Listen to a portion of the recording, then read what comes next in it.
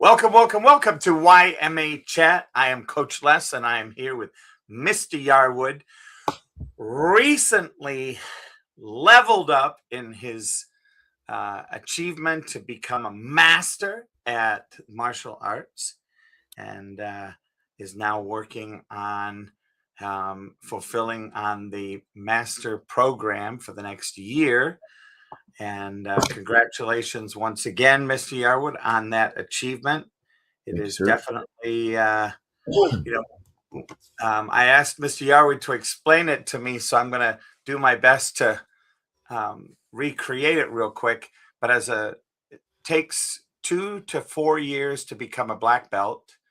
And then each level after that is the level of black belt times years to get to the next black belt.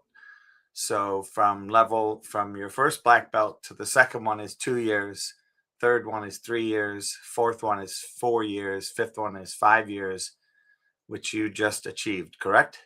Correct. And Now what I have 6 years till this next one. 6 years till the next one. And when do you stop at 9?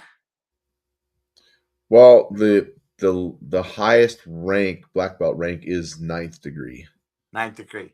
So, but it's in our organization, that's our grand master. So I don't know if it's going to be just him to 9th degree or what happens. So currently we don't have any 8th degrees. We just got 2 new 7th degrees. So we have a few 7th degrees, but nobody at 8th degree. So we're at least 10 years away from another 9th degree in our organization. Got it. But you're currently a 6th degree. Correct. So now to go, so that's +7, and then it'll be +8. So it's 6 years from where I am now to 7th degree is 6 years. Okay. And then once I'm a 7th degree to 8th degree, that's 7 years. So that's 13. Okay. And then once I'm a 8th degree, it's 8 years to 9th degree. So that's another 8. So 21 years. 21 years to get to 9th degree. So you'll be 71. 21, 76. 76. There you go. Older than you.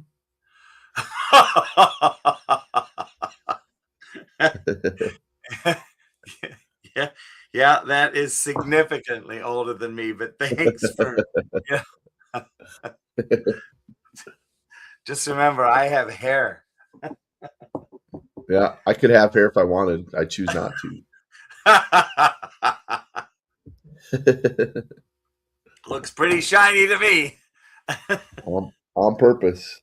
Amen.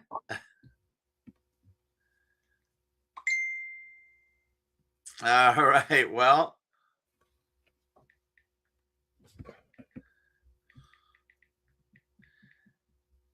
all right. So let's see. Tonight we're looking at number 87, and we're going to be talking. I think this is going to be a twofer right here.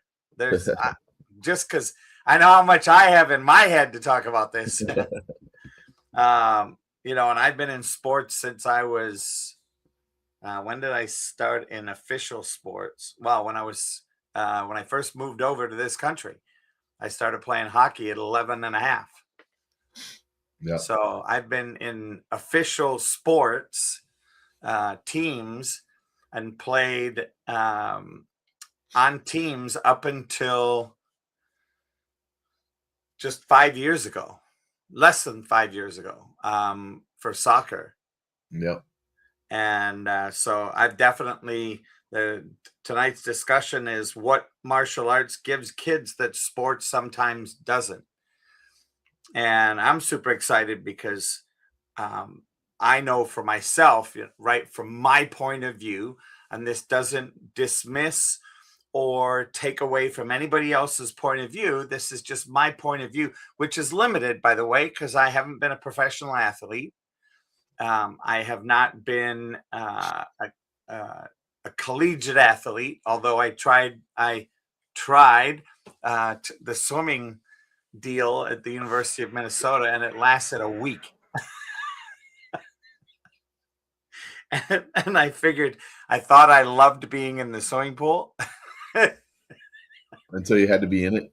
until like the fourth day I kind of went, okay, I think I've had enough with multiple hours per day, morning and night and afternoon.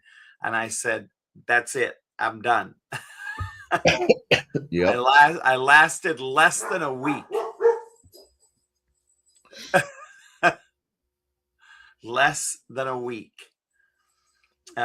So other than that, my everything has been intramural based, team based, fun based, recreational based, sports. And so, I'm super excited to hear what you have to share. And then, like I said, I've got plenty to share, and we're talking about character development, individual responsibility, consistency over talent, confidence through achievement, respect in action, and then we'll have opening and closing conversations. So let's dive in. How would you like to start this, Mr. Yarwood? I'm going to pass the mic over to you. Yeah, so I also have a lot of experience in team sports, particularly football. I played football from third grade all the way through all 4 years of college. So that's, I don't know how many years that is, but a lot. And then after I got done with college, I actually went back to my junior high and coached for another 7 years. So I probably have 20 years in the team experience when it comes to team sports. I understand how they operate. All of my friends played team sports, whether it be hockey or basketball or, football, obviously, baseball. So I was around it. I grew up in it. We played team sports as kids, just goofing around. It was always, always there. And so I'm fully aware of everything that a team sport has to offer. I am a product of it. Now that I'm a martial artist, I recognize the differences between the two because martial arts is very individual based. It's very you are your own competition. You are the person who either succeeds or fails, and it's up to you to determine whether one of those two things happens. And along the way, there's so many more things that you learn when it comes to, we talk about life skills that nothing against them. Team sports just don't offer.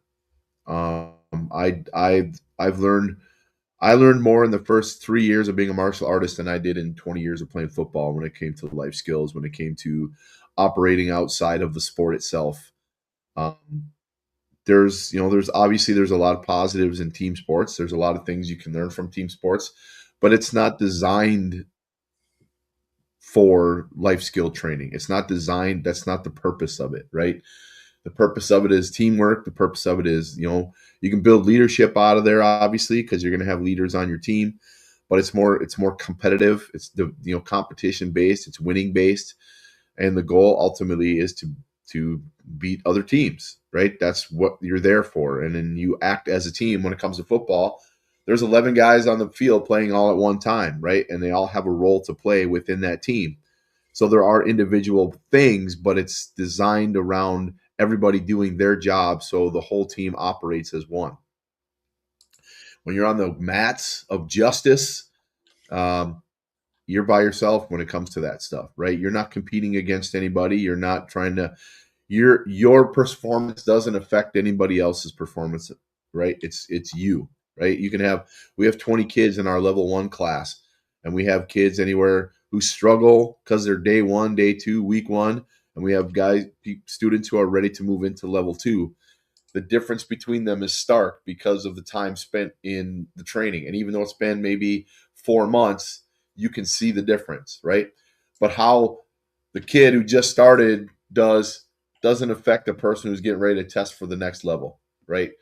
In football, team sports in particular, the guy who doesn't do well on the team affects the whole team.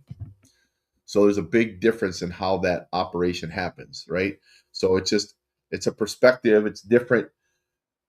it just operates differently in the world of competition. It operates in life skill training, and there's just big differences between the two. So I thought it'd be something interesting to kind of talk about that, because nowadays sports aren't the way they were when I grew up, right? You played football for a season, you played hockey for a season, you played whatever it is for a season, and then you did something else. Now hockey is year round, and it's I mean, when we go to our morning thing, right, our morning networking meeting, there's kids coming out of the ice rink when I arrive there, and I get there at 6:15 a.m. And there's kids who've already been there for an hour on the ice training for hockey, right? That didn't exist when I was a kid, right? That's just a completely different animal to me. So the operations are completely different now. The goals for parents of their kids is completely different than when I played. My mom just wanted me to not get hurt playing football. Nowadays, there's so many parents who they're like their kids the next Wayne Gretzky. You know what I mean? And they're spending all this time and energy and money sacrificing for this kid. Hopefully, they're going to be this professional athlete that's going to make lots of money. And the reality is likely that they're not. So the drive, the motivation, the reason behind what they do is different than how martial arts operates. Yeah, and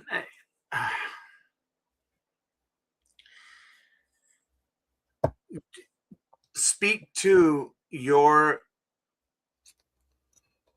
experience with, I don't want to say helicopter parents, but that aspect of for you growing up. Man, when I was growing up, that kind of parenting, the way it is now, in terms of sports or just in general, didn't exist. There wasn't. Our parents didn't hover over us constantly, always protecting us, always making sure that they were advocating for us constantly in whatever situation we were in, always doing everything for us, making sure we had every single thing. There was that just it wasn't how they operated, right? I didn't grow up. My mom didn't do that for me, right? I left during the summertime. I left to go outside and play. I came back when the lights came on, except for when I come home for lunch. I left for school. My mom didn't walk me to the bus stop, not even on day one, right? I figured out where the bus stop was. I went there on my own. I had my own stuff in my backpack. Maybe she made me a lunch, but that was about it, right? There wasn't this, parents now. We have parents in our neighborhood here. Their kids' bus stop is 3 houses away, and they sit in their car and wait until the bus comes and their kid gets on the bus. What is with that? I don't understand it. It's like your kid, you're not helping your kid to understand how to live life, right? If you're constantly doing everything for them and you're always around them and you're hovering and making sure they got this, they got that, they got this, they got that, they're not learning anything, right? And it goes the same way with the sports parents. It's like they're constantly on them about all this stuff and making sure this and making sure that and taking, advocating for them when it comes to the coach. And my kid should be playing. How come my kid doesn't get in time? Just over and over and over and over again. I experienced when I was coaching. I experienced that. That's kind of when it was starting to happen. It was like the mid '90s. These parents would be out there. How come my kid's not playing more? I go, have you seen your kid play? If you watch your kid play, you'll know why he's not playing more. Right? So there's this mentality. We need to constantly protect them and keep them safe. And I get it. We want to keep our kids safe, but at to what detriment to them, right? They have to be able to branch out on their own and learn things and be part of something that's not inclusive of mom and dad, right? And I think it affects them not just for their specific sport, right? But just life in general. They're not learning anything by constantly having everything taken care of for them. Everything, a list that mom's got all her stuff in the bag. We got to make sure we have everything. It's like, no, sometimes the kid has to take responsibility for their stuff. That's just how it is. And if they're not learning that, they're not getting the experience that they're going to need when real life happens, when they finally, leave the house when they're 30.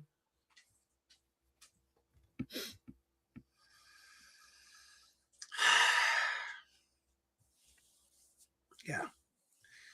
Yeah. And what about the fact that do you see parents trying to relive their own youth through their child? Not even that. I mean, that's part of it. You know, there's also that vicarious life too. That's something that they never got to do, so they want to make sure their kid gets the experience. I would say, I mean, I can't give you statistics specifically, but I would say at least one out of every three kids doesn't want to do the sport mom and dad are making them do, right? Because you know, my when my boy was growing up, I asked him if he wanted to play football. And at the time, he's young. He looked up to me. He said, "Yeah, I want to be like you. I want to play football." So I let him play football, but I didn't make him play. He played for a couple years, and he comes up to me after the end of his last season. He goes, "Dad, I don't want to play football anymore." I said, "Okay, what do you want to do?" And I wasn't saying you have to do something else. I just say, "What do you want to do?" He goes, "Well, I want to try soccer." I said, "All right, let's go try soccer." Right? So he tried soccer. All the while, he was also doing martial arts. He was also doing karate. He started taekwondo when he was 3, so that was the first thing he ever did. He doesn't have a memory of not doing taekwondo. It's who he is. But we allowed him to try other things because that's an opportunity for him to try stuff. But we never pushed anything on him other than I made him go to karate. But that's that's for me that's different because it wasn't just about karate. So he tried soccer for a couple years and it was fun, but it wasn't like his thing. And then he's like, when he got into junior high, then he started wanting to play basketball. So then he played basketball till he graduated from high school. All the while doing karate. He never stopped doing karate, right? That was always in the background. And that's kind of the whole thing is like, I think doing karate, taekwondo, made him a better athlete at his other sports. Not just physically, but he understood how to operate in environments that were stressful, things that challenged him, things that put him in a position that he may not have felt comfortable. But he was being exposed to the martial arts and having to go through all that even as a little kid. He understood those situations and he dealt with them way better than I saw some other kids that would just break under the stress. And I saw a stark difference. And it may have been a little biased, obviously, but you recognize how a kid operates in certain situations, and he responded really well, and I attribute that to all the martial arts training he has. Because team sports is different, right? But he grew up in both, so he has both perspectives of individual martial arts, team sports, because he played football, soccer, basketball, all three different team sports. So he knows all about both sides. But right now, what's he doing? Martial arts. He's still doing it. Team sports stuff. He watches team sports. He loves basketball still, but he doesn't play anymore.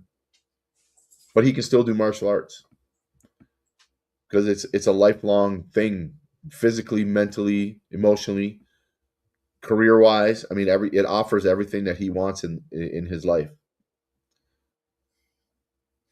Yeah, and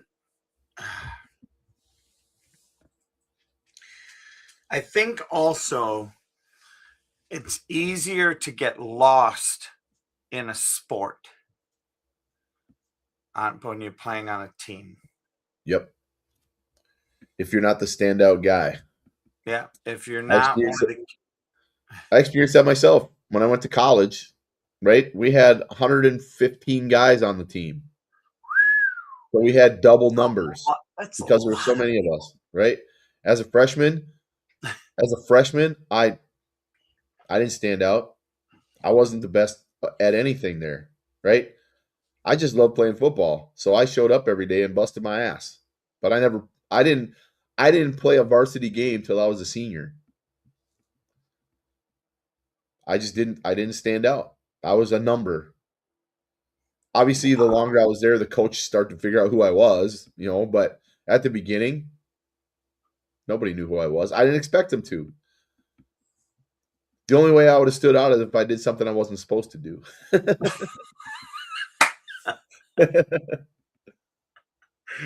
Yeah, in which case it might not have been a good thing. Yeah. So that's just how it is. In those situations, you have to understand you are one of many. In martial arts, you're one of one. You are you. You might not stand out in terms of maybe you don't have the physical capabilities, but I guarantee you, all of my instructors know every single one of my students and the type of martial artists that they are. And we relate to them at their level so that they can get better doing what they do.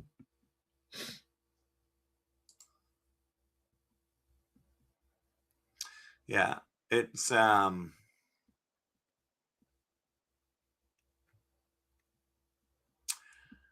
I find it very interesting to look and see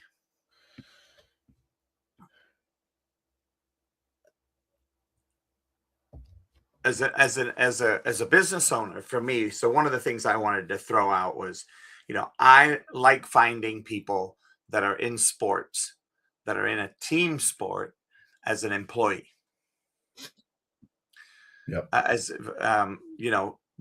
as an employer, finding a new employee, I like finding somebody that's in sports and that is a good team member, because it invariably means they're effective as a team player in Yep. the ice cream shop.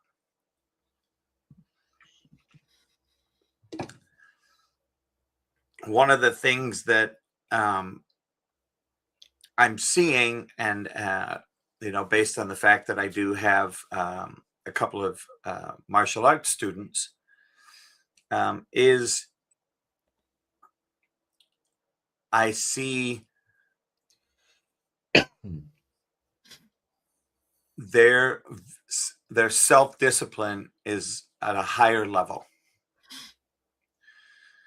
Their the the fear that I have is that they sometimes let the other team members push them around, right? Just because they want to kind of fit in, they want to smooth, they want, they want, they don't want to stand out, they don't want to lead necessarily, they don't want to, you know, they want to fit in that middle bar. Gray man. and there's something to be said for that I like that, and there's something to be said, but yeah, but I want the qualities that they have to be the leader. And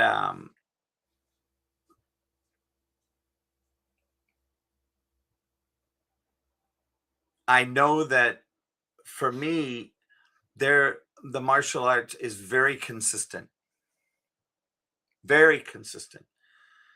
There's not the high and the low.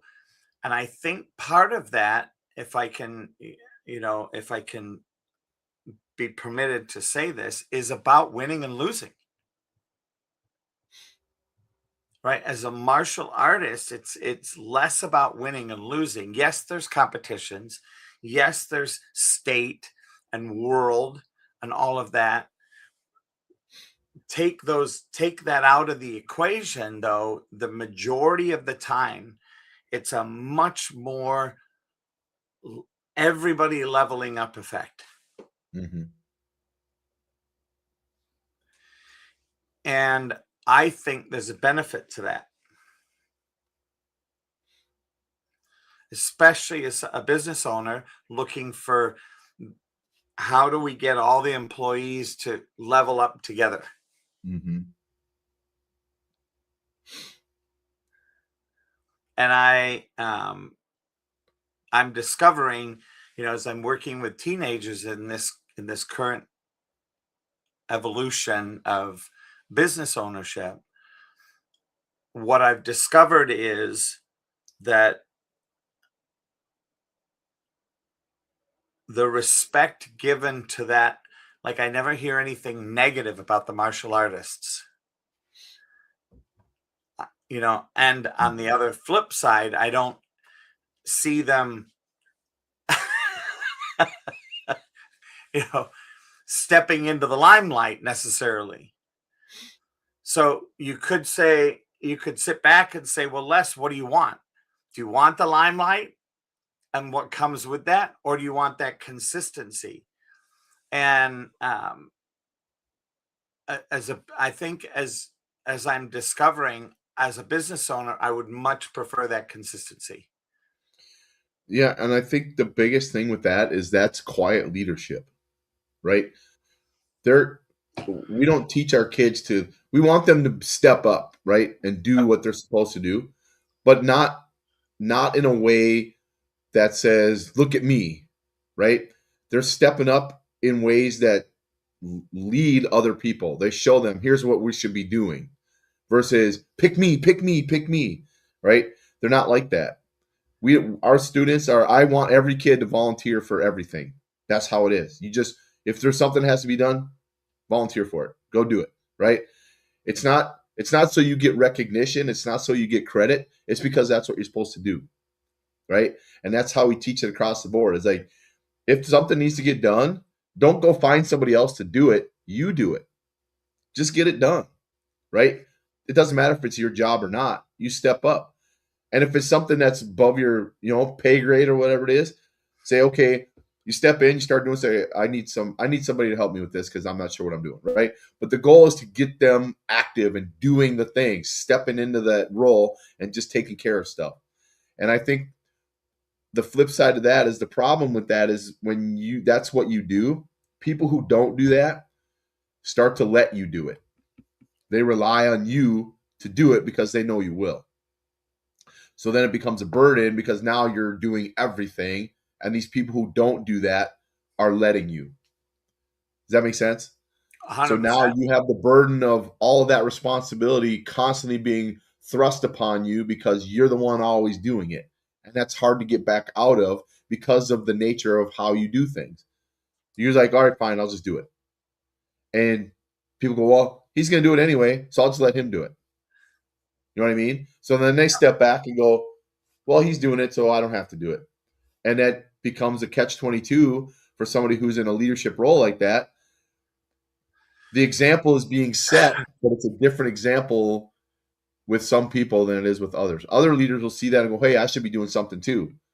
They're doing something, I should be doing something. But then there's always those ones that go, well, I'll just let him do it. I know it's going to get done by them. I won't have to do it.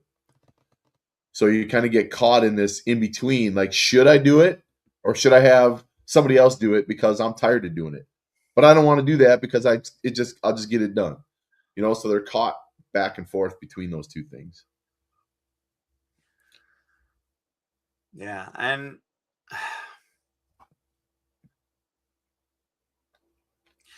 I think one of the, when you mentioned, as we look at wrapping up here for the first part of this, I'm actually looking what you wrote in the closing thing. And you said, sports builds athletes, martial arts builds people. Mm-hmm. And I think, and then the next thing is many students benefit from doing both. I mean, I look at, this reminded me when I heard football teams started taking ballet. Right? Lynn And I Swan. thought, huh? Lynn Swan always jumps to mind for me. Yeah. And I thought about this and I went, well, why would they do ballet and not do martial arts? Right? Because part of what they were looking for from ballet was the ability to get, limber and stretch and have that strength and power, that explosive power. And I think that's something that martial arts is extraordinary at. So for me, when you look at, if I were a competitive, if I were a coach for instance, for a university football team, every single one of my members would be practicing martial arts every day. Mm-hmm. One, for the mental piece, right? For that ability to be meditative, to focus. Secondly, for the flexibility, for the understanding of one's body, so you don't rely on having to rely on your, the physical, the PT person every day, oh, Yep. I got an ache here, or I got this going on, right? And then they have to go and spend time with PT, and the PT person runs them through 500 questions and then says, okay, well, you need to go and start doing this. Yep. Right. Whereas in martial arts, you're practicing flexibility, you're stretching things in a way that you would never have stretched them before. And to be able to take that into the sport that you're in, holy Toledo, I could just imagine. Yep. Yeah, the benefits, the cross benefits are quite a bit, but you look at, like I said with my son, martial arts made him better at team sports, but team sports really didn't make him better at martial arts. So that there's like he learned stuff from team sports. Obviously, he was a leader on the team. He was defensive player of the year. He was, he learned how to be part of a team. He learned how to lead a team. All those types of things. He got that from sports, but a lot of that was from what he learned in martial arts that he applied to the team sports. Right? He just put it in a different environment than in the dojo. So what he benefits from martial arts far outweigh what he got from the team sports. He loved it. He had a blast playing team sports, right? He just loved doing it. But he's a physical guy. He loves to do that kind of stuff. But the life things, all the other things that he's gotten out of martial arts are far beyond anything he got from team sports. And he continues to get from martial arts. Well, I think there's when we look at the conversation that we could definitely, because we're over 30 minutes now, I think we could definitely take another swing at this conversation and Sure. look at do a little bit of a deeper dive into it, into what are we looking for, if you're in a job situation, if you're in a team sport, what are some of the things that we could, and I think between the two of us, we could definitely talk about different sports, the different things that it might, for me, I could definitely say it might have added this, it might have added this, it might have added this. Yep. So I think we should make number 88 the next iteration. And if, Yep. for those of you listening or watching on the replays, or, please send us a text message, send us a message. You know how to get a hold of both of us through some of our social media. My phone number is all over the place in my social media. So send me a text, and we'd love to add that piece of conversation, that question. And we'll definitely give you credit for it, that question, here on our show. Anything else for you? No, I mean, if I started talking about other stuff, we just keep going. So I would just say, parents who are thinking about sports for their kids, I don't have anything against it, but I would also look at martial arts, even at minimum, a supplement to what your child is doing for sports. Because I guarantee you, they'll get better at the sport they're playing by doing martial arts. Yeah.